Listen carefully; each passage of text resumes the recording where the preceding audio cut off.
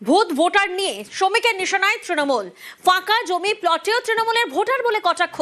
মঙ্গল গ্রহে বিজেপি বলে পাল্টা কটাক্ষ কুণালের।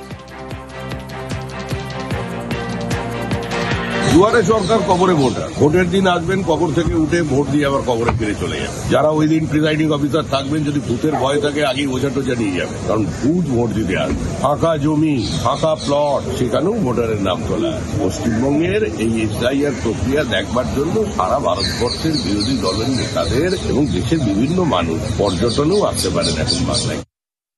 দুয়ারে সরকার কবরে ভোটার, তার পরের শব্দটা কোথায়? মঙ্গল গ্রহে বিজেপি।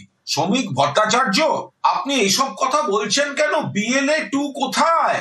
আপনাদের লোক নেই, জন নেই, সংগঠন নেই, সেগুলোকে ঢাকতে এখন মৃত ভোটার কেন থাকবে? উঠে এসে ভোট দেবে। আপনি পরিষ্কার বলুন, আপনার BLA 2 ওই বুথে কি করছিল?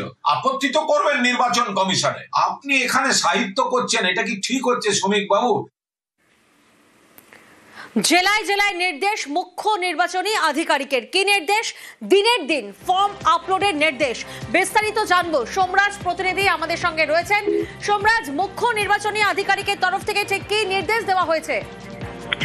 দেখো, 2রা ডিসেম্বরের পর থেকে যে এসআইআর ফর্মগুলি আপলোড এবং ডিজিটাইজেশন অর্থাৎ বাড়িতে বাড়িতে গিয়ে সংগ্রহ করবেন, সেই দিন থেকে প্রত্যেক দিনের কাজ প্রত্যেক দিনেই সেরে ফেলতে হবে। অর্থাৎ 2রা ডিসেম্বরের পর থেকে বাড়িতে বাড়িতে গিয়ে যে BLOরা ফর্ম সংগ্রহ করবেন, যেদিন সংগ্রহ করবেন সেদিনই ফর্ম আপলোড এবং ডিজিটাইজেশনের কাজ শেষ করে দিতে হবে বুথ লেভেল অফিসারদের।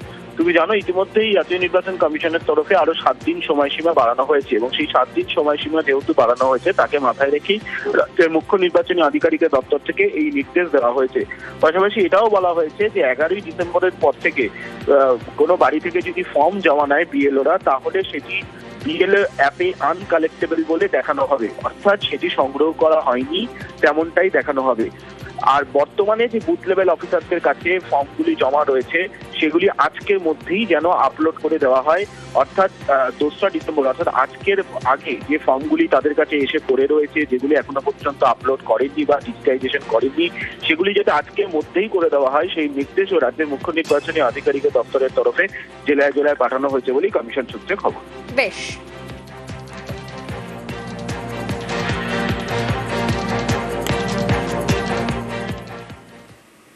এসআইআর ঘিরে গরম বাংলা। সিইওর অফিসে গিয়ে একের পর এক নালিশ বিরোধী দলনেতার। তথ্য আপলোডে কারচুপির অভিযোগ তুলে সিবিআই তদন্তেরও দাবি করলেন শুভেন্দু অধিকারী। পাল্টা আসরে তৃণমূল। আইপ্যাক এর এত সাহস হয় কি করে? ডাটা এন্ট্রি সহ এর মধ্যে ঢুকেছে। এর আমরা ইন্ডিপেন্ডেন্ট এজেন্সি দিয়ে তদন্ত চাই। বাইরের রাজ্যের IPS অফিসারকে আনুন, CBI কে আনুন, জুডিশিয়ালকে রিকোয়েস্ট করুন, আপনি এটা টেক আপ করুন। তারা ভেবেছিল ইলেকশন কমিশন এসে ইডি এসে আমাদের নির্বাচন জিতিয়ে দেবে আর আমরা ড্যাং ড্যাং করে জিততে চলে যাব। এটা তো বিহার মধ্যপ্রদেশ নয়। গলা টিপে ধরবে বাঙালি, গলা চেপে ধরবে বঙ্গবাসী। তোমরা তো 5 বছর বাঙালির গলা চিপে ধরেছো। আগামী 6 মাস তো বাঙালির সময়। নির্বাচন কমিশনকে ব্রিফ করে বলা হয়েছিল যে 1 কোটি ভোট কেটে দাও। তৃণমূল বলেছে যে 1 কোটি নাম্বার যাবে। এই ভয়, ভীতি এবং আতঙ্কের পরিবেশকে তৈরি করেছে। এসআইআর ঘিরে ক্রমেই চড়ছে রাজনীতির পারদ। কমিশনের বিরুদ্ধে দিন দিনই সুর চড়াচ্ছে বিজেপি। সোমবার একগুচ্ছ নালিশ নিয়ে নির্বাচন কমিশনের দপ্তরে যান বিরোধী দলনেতা শুভেন্দু অধিকারী। চেয়ারে মুখ্য নির্বাচনী আধিকারিক মনোজ আগরওয়াল, সামনে বিরোধী দলনেতা। ভারতে SDO র্যাঙ্কের অফিসাররা হচ্ছেন ERO। ইমিডিয়েট চেঞ্জ করতে হবে। আইপ্যাক এর এত সাহস হয় কি করে? ডাটা এন্ট্রি সহ এর মধ্যে ঢুকেছে। এর আমরা ইন্ডিপেন্ডেন্ট এজেন্সি দিয়ে তদন্ত চাই। বাইরের রাজ্যের IPS অফিসারকে আনুন, CBI কে আনুন, জুডিশিয়ালকে রিকোয়েস্ট করুন, আপনি এটা টেক আপ করুন। না, এইসব নাটক করতে গেছেন। শুনুন, শুভেন্দু অধিকারী নির্বাচন কমিশনে MLAদের দল নিয়ে গিয়ে 30-40 জন ওপরে উঠে ঘাড় নেড়ে নেড়ে কি কথা বললেন আমি জানি না। ইলেকশন কমিশনে কি হচ্ছে, কত শতাংশ কি হলো, সব তো আগে থেকেই বলেন। আবার আজকে গিয়ে এতজন লোক নিয়ে কিসের দাবি, কি ব্যাপার আমরা জানি না। এটা সম্পূর্ণটাই একটা নাটক। 26, 27, 28 এই 3 দিনের প্রত্যেকটা এন্ট্রিকে স্পেশাল অবজারভার এবং ইসিআই টেকনিক্যাল টিমকে দিয়ে এআই ফটো স্ক্যান এবং আপনার যা যা মডার্ন ব্যবস্থা আছে অডিট করতে হবে। এগুলো হচ্ছে নাচতে না জানলে উঠোন বাঁকা। এই বিজেপি বিএলএ 2 দিতে পারেনি। আপনারা বুঝতে পারছেন যে আপনাদের করা হুঙ্কার, আপনাদের এসআইআর নিয়ে বড় বড় কথা, এগুলো সব বুমেরাং হচ্ছে। আপনাদের জাতীয় নির্বাচন কমিশন, আপনারা বলেছিলেন এসআইআর চাই, তো মঙ্গল গ্রহ থেকে লোকের এসআইআর করতেন নাকি মশাই? এসআইআর ঘিরে সংঘাত, চ্যালেঞ্জ, পাল্টা চ্যালেঞ্জ। 26শে ভোট, এখন থেকেই হাওয়া গরম। না 100% হবে না, সংখ্যার মধ্যে যাব না।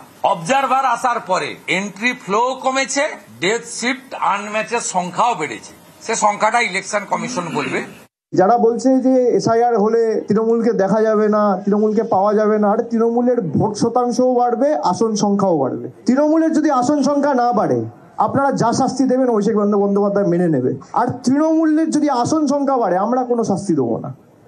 মাথা নিচু করে ক্ষমা চেয়ে বাংলার 2 লক্ষ কোটি টাকা 7 দিনে বিজেপি নেতাদের ছাড়তে হবে। চ্যালেঞ্জ অ্যাকসেপ্ট করুন। নিউজ 18 বাংলা। বিজেপির বিএলএ বাড়িতে 5 জন ভোটার, অথচ পেয়েছেন 6টি এসআইআর ফর্ম। নদিয়ার শান্তিপুরে চাঞ্চল্যকর অভিযোগ।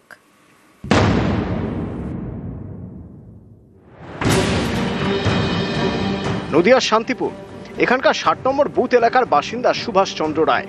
তার 2 ছেলে, এক ছেলে গোবিন্দ বিজেপির বিএলএ। বাড়িতে 5 জন ভোটার, তাই 5টি এসআইআর ফর্ম পাওয়ার কথা।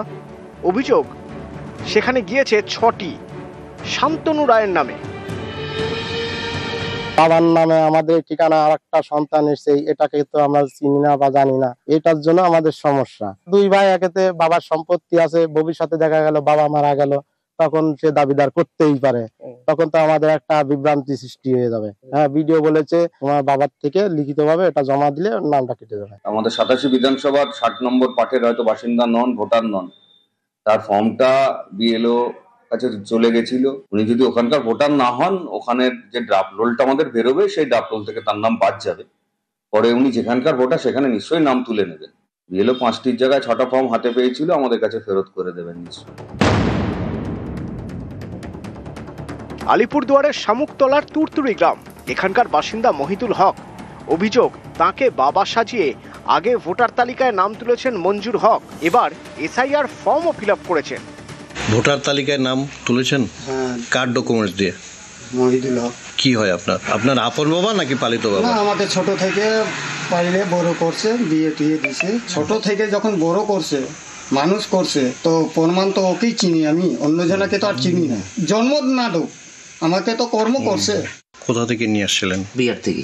আমার অধীনেই এতদিন ছিল, ছোট থেকে বড় হলো, বিয়ে শাদী দিলাম, আলাদা জমি কিনে বাড়ি করে দিলাম। হ্যাঁ, সরকারিভাবে তো আমার ডকুমেন্টস দিয়ে ওনার ভোটার ইয়েটা করা হয়েছে, এসআইআর ফর্ম পাইছে, ফিল আপ করা হয়েছে। হ্যাঁ, ফিল আপ করে দিয়েছে। আপনার ডকুমেন্টস দিয়ে? হ্যাঁ, আমার ডকুমেন্টস দিয়ে। পশ্চিম বর্ধমানের কুলটি, এখানে 3টি বুথ মিলিয়ে প্রায় 200 ভোটারের হদিশ নেই বলে অভিযোগ। তাই এসআইআর ফর্ম দিতে পারেননি বিএলও। যারা এসআইআর ফর্ম ফিল আপ করেননি, তাদের সচেতন করতে চলে মাইকিং। বিএলও বারবার আপনাদের বাড়িতে যাওয়ার সত্ত্বেও আপনাদেরকে পায়নি। আমাদের বিএলও আপনাদের বাড়িতে যাবে, ফর্ম সংগ্রহ করুন এবং যথাযথ উপায়ে পূরণ করুন এবং জমা করুন। 70 জনের মতো এখনো খুঁজে পাওয়া যায়নি, তারা এলাকায় ঠিকমতো ট্রেস করা যাচ্ছে না। আমি তো নতুন বিএলও, আমি ট্রেস করেছি, আমার বিএলএরা সাহায্য করেছে এবং আমাদের সার্ভার সাহায্য করেছে, কিন্তু তাদেরকে খুঁজে পাওয়া যাচ্ছে না, এখন পর্যন্ত পাওয়া যায়নি। এরপরে আসতে পারে তারা। হুগলির চাঁপদানি, এখানেও একাধিক ভোটারের হদিশ মেলেনি বলে অভিযোগ, তাই বিভিন্ন জায়গায় নোটিশ ছাটিয়ে দেন বিএলও। লিস্ট আমাদের বিএলও সাহেব, মাসুম সাহেব টাঙিয়ে দিয়েছেন। উনি চেষ্টা করেছেন খুঁজে বার করা, কিন্তু খুঁজে পাওয়া যায়নি। এলাকাবাসী হিসেবে বলবো এগুলোকে আরও ছানবিন করা দরকার আছে। সঠিক ভোটার তালিকা তৈরি হোক, এটা আমাদের কাছে নির্বাচন কমিশনের কাছে আমাদের দাবি, এবং এই ভুতুরে ভোটার ইলেকট্রাল প্রসেস থেকে বাদ দেওয়া হোক। নিউজ 18 বাংলা।